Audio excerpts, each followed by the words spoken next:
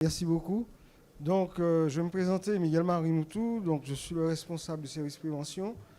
Pour vous indiquer le service prévention, nous sommes un certain nombre de techniciens qui intervenons dans les entreprises pour du conseil, pour du contrôle et accessoirement, et je dis accessoirement, mais plus souvent, pour le financement des entreprises. Je vais laisser mon collègue se présenter aussi parce que certains d'entre vous doivent le connaître déjà, mais je vais laisser quand même se présenter. Oui, bonjour David Hertier. Ouais, David Hertier, donc je suis collaborateur à Miguel Marimoutou. Je m'occupe de la problématique amiante au sein du département des risques professionnels et puis également de toute la partie BTP. Donc en général, je fais partie des interlocuteurs, sinon celui que vous aurez dans ce département. Pour des questions, ça peut être des questions techniques, de conseils, et puis également sur la partie, le nerf de la guerre, sur la partie accompagnement financier. Donc voilà, les questions prioritaires sont souvent pour les primo-accédants, les nouvelles entreprises, de savoir ce que c'est que l'amiante. Parce que même si vous trouvez beaucoup de choses sur Internet, la mise en œuvre et la réalité, on ne vous la met pas dans Google. Donc souvent il y a des questions comme ça sur les entreprises qui veulent se lancer soit en sous-section 3 ou en sous-section 4, c'est-à-dire deux types de travaux un peu différents, mais dans le même champ de l'amiante et avec peut-être avec la même dangerosité. Donc on intervient en tout cas sur l'amiante, mis à part des actions des fois de contrôle un peu plus pures, mais on est quand même beaucoup plus en accompagnement et en conseil technique parce que les entreprises, à part celles qui délibérément squeeze la réglementation tout en la connaissant, certaines ne sont pas au fait et n'imaginent pas le risque qu'ils peuvent faire encourir à leurs salariés, le risque d'inhalation des fibres d'amiante. Donc on couvre le conseil, le contrôle et l'accompagnement. Merci David. Donc David a largement présenté à peu près notre offre de services en matière de conseil. Donc quelles que soient les entreprises, pas seulement les entreprises du bâtiment, mais aussi les entreprises d'autres secteurs, de la métallurgie, de l'agroalimentaire, etc. Ensuite, il faut savoir aussi dans notre offre de services que nous intervenons avec nos laboratoires de chimie, toxicologie et de mesures physiques dans les entreprises de manière à mesurer la pollution ou mesurer l'exposition des salariés. Attention, nous ne faisons pas de mesures aéoliques sur les chantiers d'amiante, par contre. Alors, pour revenir, vas-y. Juste pour compléter, pour le binôme, je sais que c'est un salon qui est visité par des entreprises, des salariés de la Guadeloupe et de la Guyane. Et il faut savoir en toute transparence que ce que nous vous présentons ici est valable dans tous les départements de France. On a tendance à dire qu'il n'y a pas, il y a ceci, il n'y a pas chez vous, pourquoi il y a ailleurs. Tout ce qu'on présente ici en termes de dispositifs, en termes de mission, mais de dispositifs, c'est valable en Guadeloupe, c'est valable en Guyane. Donc vous pouvez faire les demandes. Il peut y avoir des disparités de traitement ou de volume ou de tout ce qu'on veut, mais vous pouvez vous adresser aux homologues qui sont en Guadeloupe et en Guyane pour les mêmes dispositifs. Ça, c'est important de le dire parce qu'on a souvent des entreprises qui sont soit domiciliées ici ou en Guadeloupe ou vice-versa, qui, des fois, par méconnaissance, mésinformation ou par disparité de communication au niveau des services, nous disent, bon, il n'y a pas. Je vous rassure, et on va peut-être vous le montrer, vous avez accès à ces informations-là, soit en venant nous voir, en nous appelant, et même via Internet, en allant sur le site de la CNAM DRP volet entreprise. Vous pouvez trouver déjà un minimum et après vous revenez vers nous si vous ne comprenez pas. Merci pour la précision.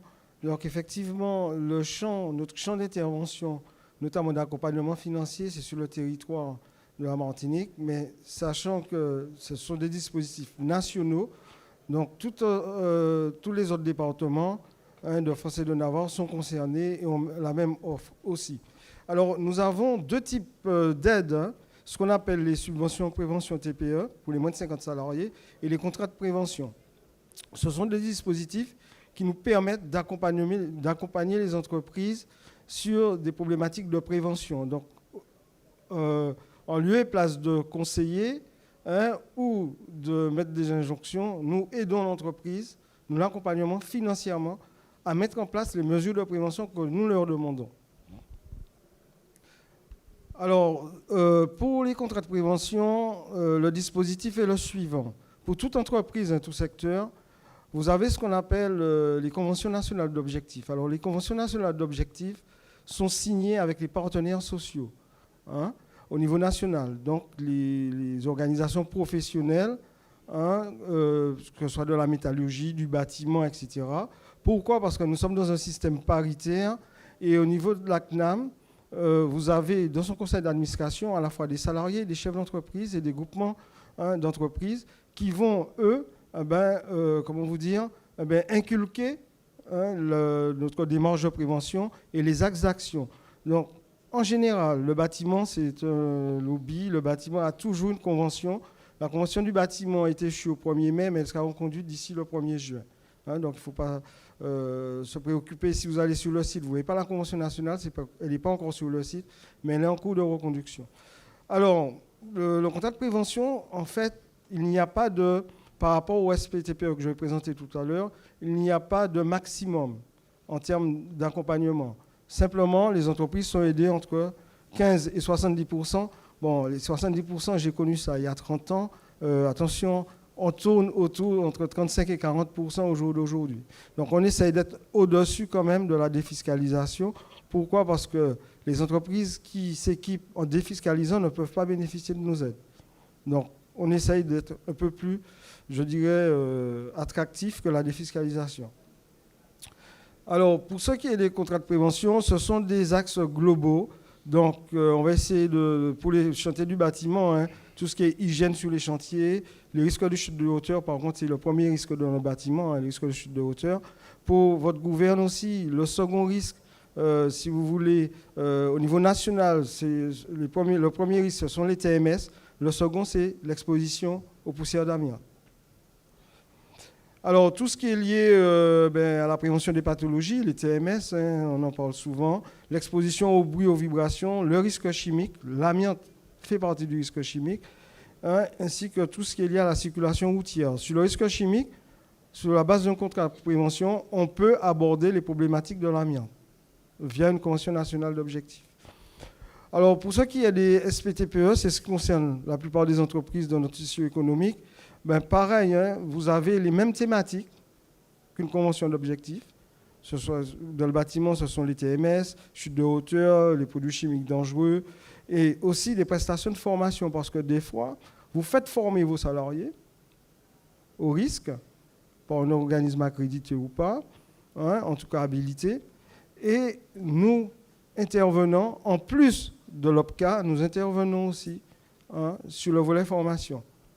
Par contre, là, le plafond d'aide est de 25 000 €. Alors, pour le bâtiment, vous avez un certain nombre d'SPTPE, que ce soit le captage de fumée, les risques chimiques, le diagnostic TMS, tout ce qui est captage de peinture en menuiserie, tout ce qui est risques psychosociaux, c'est un nouveau risque. Nous avons des actions financières dessus. Les TMS aussi, pour la mise en place de systèmes de manutention, par exemple des branches plus légères, etc. Et il y a 2 SPTPE qui vous concernent vraiment, c'est l'amiante et le top BTP. Alors pour le top BTP, rapidement, vas-y. Pour le top BTP, c'est pareil, c'est tout ce qui est TMS, tout ce qui est exposition aux substances chimiques, etc., tout ce qui est blindage pour les fouilles. Donc toutes les activités du bâtiment peuvent, y compris ceux qui interviennent dans l'amiante, peuvent bénéficier de cette SPTPE. Alors, juste pour vous indiquer, dans le bâtiment, les subventions qui ont été données en 2020, Covid oblige, il n'y a pas beaucoup sur la masse des entreprises qui ont été financées. En 2021, ça monte à 12%. Pour 2022, on est à 32% d'aide dans le bâtiment, ce qui n'est pas mal. Alors, je vais laisser David Herté vous présenter le matériel, puisque c'est lui qui œuvre la matière. Donc, il découvre le PowerPoint. J'espère que je ne me suis pas trompé dans le type de matériel. Alors, c'était OK. Donc, spécifiquement, on peut aider, on peut aider les entreprises, que ce soit sur les volets de SS3 ou de SS4, sur un certain nombre d'équipements qui participent à la prévention du risque amiante. Donc je m'explique, pour ceux qui connaissent pas encore les chantiers d'amiante, il y a des dispositifs de protection individuelle qu'on leur porte principalement sur les opérateurs. Donc ça sera tout ce qui est lié combinaison, masque, adduction d'air, ventilation assistée. Et vous avez tout ce qui a trait à la protection collective. La protection collective, c'est vraiment tout ce qui est mis en aérolique dans le chantier, en confinement dynamique, confinement statique, mais surtout confinement dynamique. Et dedans, vous allez retrouver un certain nombre d'équipements qui participent à cette protection collective-là. Donc dans ce confinement, particulièrement dans ce confinement dynamique. Et puis, vous aurez également des équipements annexes qui participent à la décontamination. D'accord ? Donc, on intervient, la philosophie de nos aides en matière d'amiante pour les entreprises, en tout cas celles qui peuvent soumissionner, par exemple, pour un contrat de prévention, va se baser surtout sur la protection collective, sans oublier, bien sûr, après la protection individuelle. Donc, il va s'agir des entreprises, par exemple, pour les aspirateurs à très haute efficacité, donc les aspirateurs THE, idéalement avec un sachage automatique. Bien sûr, on peut aller plus haut, on va vers les centrales d'aspiration également, on va du plus petit en termes d'aspirateur THE jusqu'à la centrale d'aspiration collective. Okay, donc ces équipements-là sont couverts. Vous avez également les unités mobiles de décontamination, les UMD, c'est comme ça que vous allez en général trouver, qui sont des équipements qui permettent aux entreprises de mettre à disposition de leurs salariés un moyen de décontamination en règle est beaucoup plus petit et facilement mis en œuvre. C'est-à-dire que sur certaines petites opérations qui peuvent durer une journée ou deux, des équipements de la sorte permettent de remplir les obligations réglementaires en un minimum de temps, en gagnant du temps, et en donnant quand même des conditions, plutôt que les ouvriers fassent ça eux-mêmes ou qu'ils aient à mettre beaucoup plus de choses en œuvre et qu'il y ait plus de pénibilité au niveau de ces tâches-là. Donc là, je parle d'unités de décontamination. Donc, je vous ai également donné tout ce qui est, production d'air. Donc, je vous ai dit qu'aussi dans la partie individuelle, vous avez, dans la partie protection individuelle, EPI, dans l'amiante, on distingue surtout les équipements d'adduction d'air ou de ventilation assistée. Donc, en l'occurrence, on aide sur tout ce qui est production d'air et adduction d'air. Donc, c'est vraiment des centrales. Là, vous voyez sur le schéma un cubaire, c'est vraiment pour les entreprises naissantes ou qui démarrent. Et sinon, on va jusqu'à l'adduction d'air. Masques et équipements compris. Pardon. Donc ça, je viens de vous le donner, hein, c'est l'adduction d'air.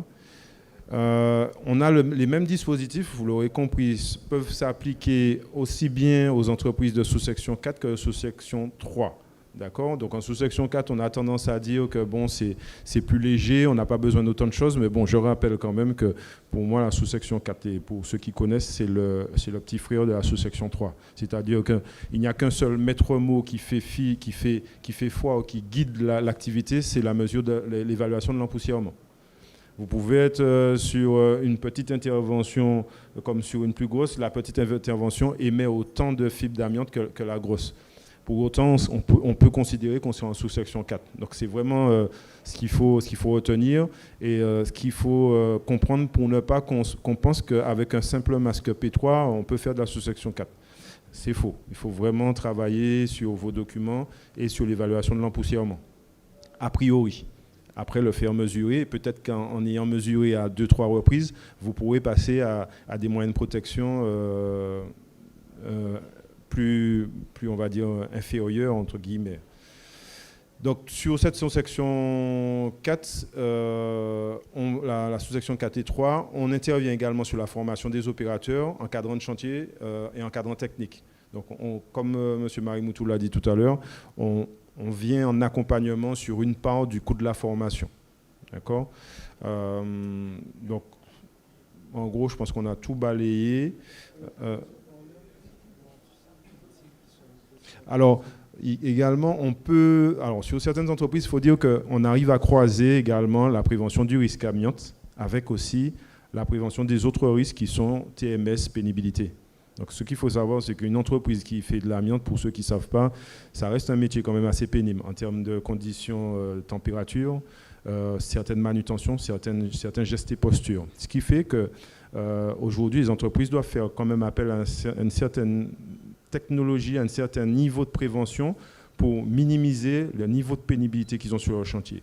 Ça amène certaines sociétés ou d'autres à penser à mécaniser des fois certaines activités de désamiantage, mécaniser certaines démolitions, certains ponçages, ou à apporter de l'aide. Ça peut être des potences, ça peut être des bras articulés, ça peut être un certain nombre de choses qui, soit en termes d'exécution des travaux ou en termes de préparation des travaux, vont aider aux manutentions, au port de charge, minimiser la charge physique que représentent les métiers d'amiante. Pour ceux qui ne connaissent pas, un métier d'amiante, ça reste assez compliqué, assez physique, c'est-à-dire rentrer en zone, ne pas dépasser un certain nombre d'heures, être en combinaison pendant 1 heure, 2 heures, ne pas dépasser 6 heures par jour, ça demande une dépense hydrique, ça demande une dépense physique.